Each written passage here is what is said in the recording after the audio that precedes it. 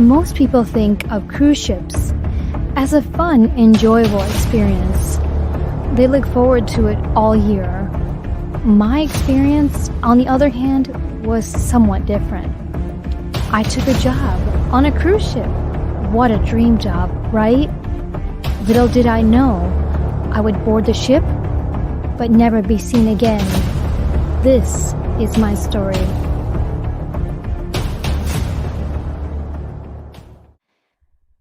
Let me take you back to the beginning. It all started one day when I was searching for a job online. I saw several things, the usual, coffee shops, restaurants, but then something caught my eye. A cruise ship attendant. I'd never heard of that before, so I read up on the description.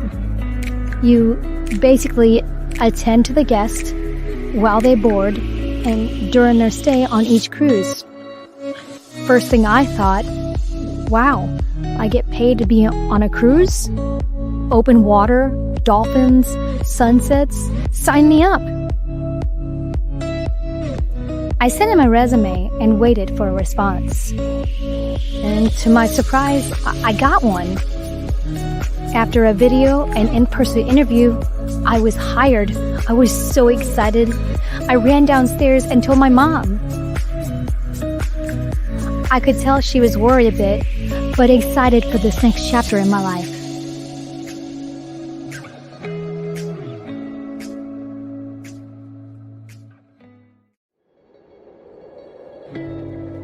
Next thing I know, I'm taking a taxi to the airport. I just remember thinking, wow, I can't believe this is happening. When I arrived at the docking station, it was huge. People and escalators everywhere. I found my ship. It was located upstairs, so I took the escalator.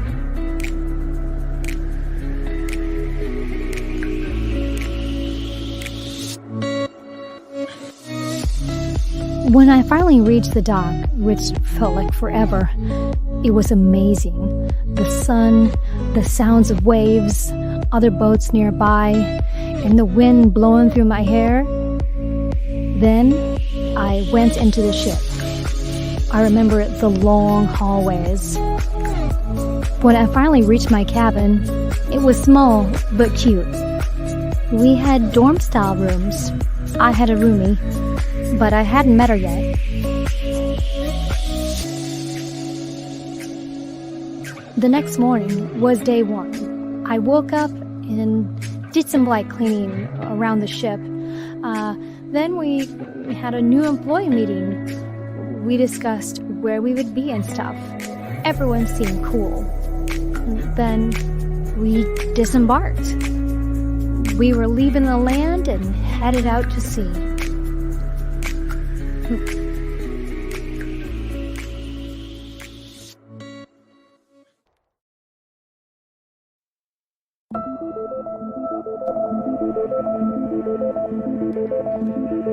That was the day I met Anna. She was Asian like me, so I figured we'd hit it off from the get-go. She was funny, had great fashion, pretty, and so optimistic. We went shopping. She brought out the best in me. She made me laugh. She just seemed real, you know? Knowing what I know now, I wish I'd never met her. But that's later in the story.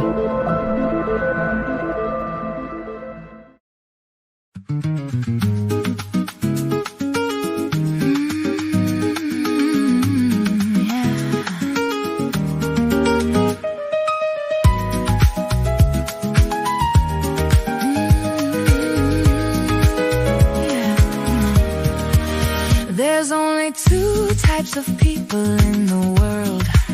The ones that entertain and the ones that observe her. Well, baby, I'm a put on a show kind of girl. Don't like the backseat, gotta be first. I'm like the ringleader, I call the shots. I'm like a firecracker, I make it hot when I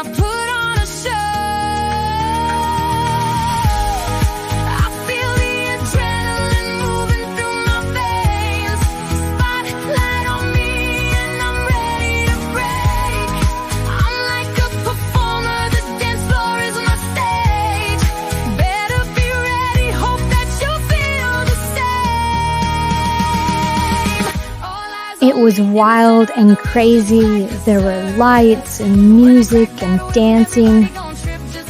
That was the night I met Anna's boyfriend, Derek. They said it was too loud and too crazy in the auditorium, so they suggested we go upstairs to the dorm room to talk.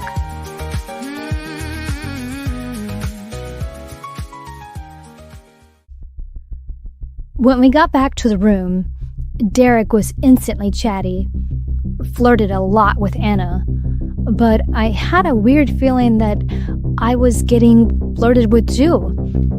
I did find it odd that Anna said she met him a few years ago, but everyone was acting like they'd never seen him on the cruise before. We sat down and Derek offered me a drink. He had brought some with him. That is the last thing I remember. And this would be the last time I would ever be seen again.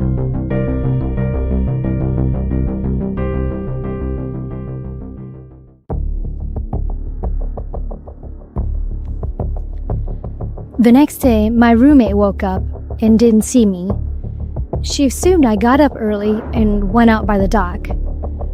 When I didn't show up to the morning pre-shift, there was a call over the ship asking me to report to the workstation. When I didn't show up, they asked Anna, when was the last time she saw me? She said the last time she saw me was the night before. She stated I was with her and her boyfriend chilling in the room. When she said I needed air and stepped out. She then said they waited for a while and then went to bed. Then she woke up this morning and I wasn't there. At that time, they called the captain and security to do a search for me. They walked all around, the inside and outside of the ship. They looked on docks, even sent a diver to look underneath the ship as we were docked. But I was nowhere to be found.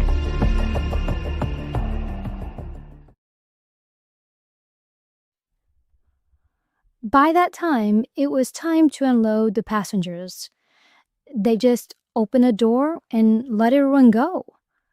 No one was questioned or anything. They had called a detective from a local island to come and do a thorough sweep.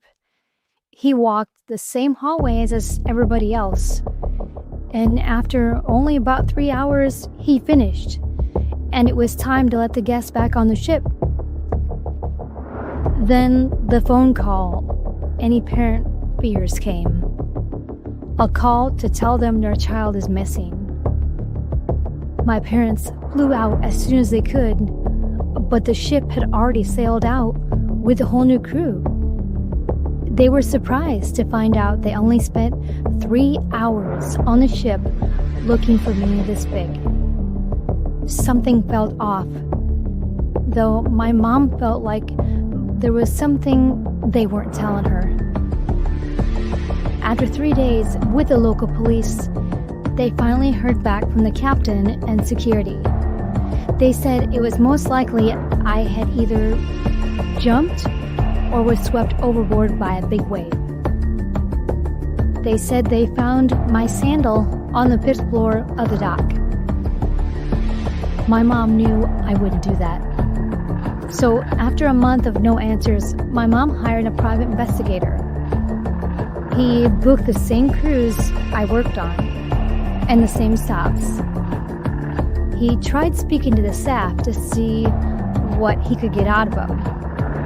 He asked one person and they said they weren't allowed to talk about that situation. But he did say he found it hard to believe that I was swept off the 5th floor dock as it's up high. He did look around and saw several security cameras. After hearing that, my parents asked to see the footage from that night. After waiting about a week and not hearing nothing, some footage was turned over to the police.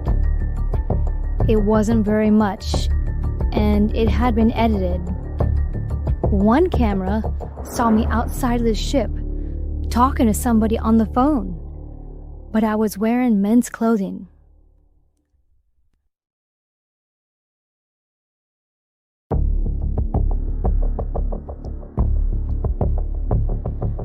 After that, months had gone by. No word from anyone. My parents, this time, hired the same investigator to go around to the islands where the ship had been docked and post wires and put up a $30,000 reward to the person who leads them to my whereabouts. That's where the story takes a turn.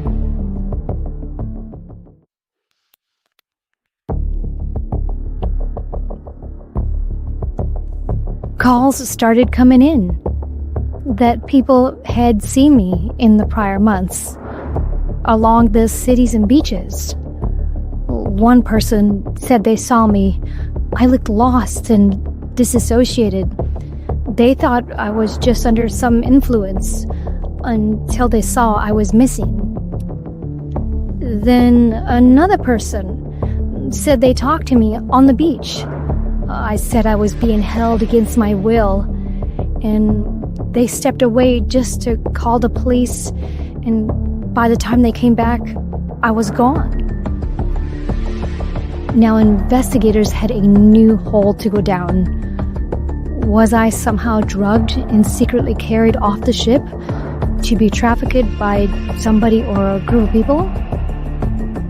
Was Derek somehow involved? To this day, I still have not been found. The investigation had not been closed, but no new leads. Did I get too close to the edge of the ship after having a drink? Had I secretly been depressed and jumped off the ship? Or had something more sinister happened? Was I drugged and snuck off the ship to be sold for human trafficking? My real name is Rebecca Corium, and this is a true story. This is my actual picture. If you have seen me, please contact your local police right away.